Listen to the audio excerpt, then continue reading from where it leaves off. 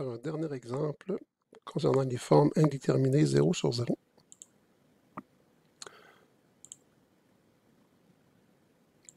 Donc, tentons d'évaluer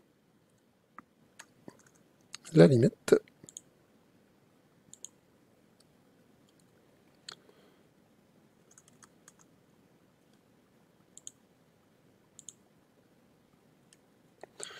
Lorsque x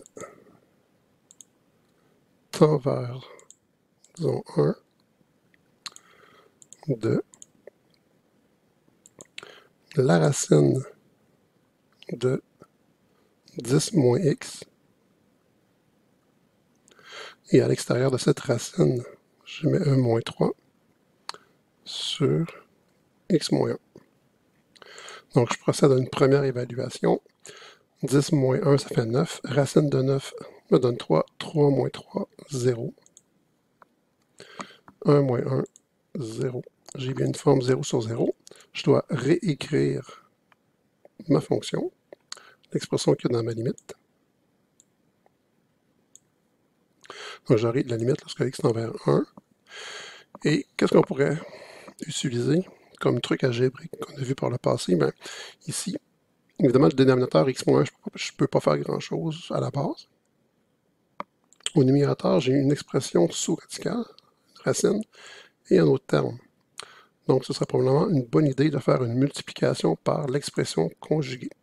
Donc, je réécris mon expression de départ. Donc, la limite lorsque x tend vers 1 de racine de 10 moins x moins 3 sur x moins 1.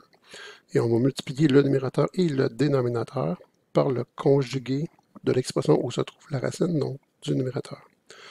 On va donc multiplier par racine de 10 moins x, et à l'extérieur 1, plus 3, sur la même chose au dénominateur. Donc, ce faisant, on multiplie par 1. On ne change pas la valeur de l'expression, mais on va changer son écriture. Donc, la limite lorsque x tend vers 1. On va traiter le dénominateur. Donc, puisqu'il n'y avait pas de problème ici de racine avec le x moins 1, je ne vais faire que juxtaposer mes expressions. Donc, je vais mettre x moins 1 entre parenthèses. Et racine de 10 moins x plus 3 entre parenthèses aussi. Ici.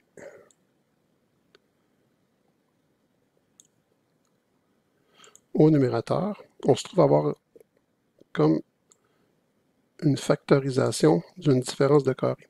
Donc, j'ai comme une quantité A moins une quantité B fois une quantité A plus une quantité B. Donc, on peut faire soit la multiplication au long ou se rappeler que ça va donner le carré du premier moins le carré du deuxième. Donc, le carré de la racine de 10 moins x va me donner 10 moins x. Il ne faut pas oublier de mettre des parenthèses, il risque d'y avoir une ambiguïté par rapport à un signe, moins le carré de 3 qui est 9 ici. Là, jusqu'à présent, on a encore une forme 0 sur 0.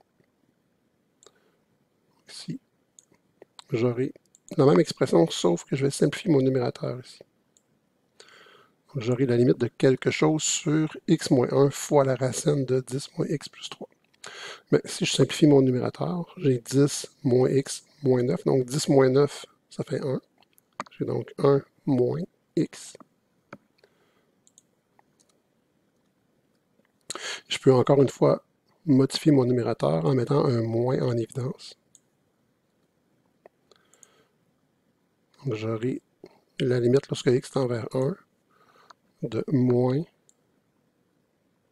parenthèse, x moins 1.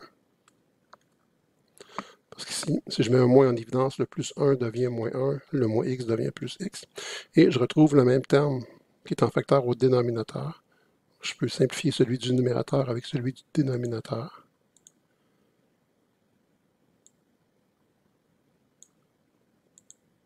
C'est presque magique. Et il va me rester la limite lorsque x tend vers 1.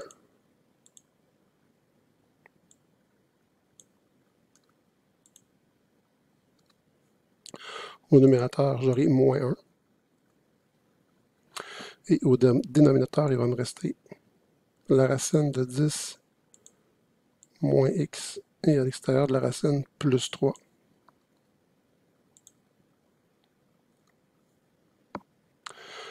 J'ai toujours le mot limite parce qu'il reste encore du x qui est l'inconnu ici, associé à ma limite.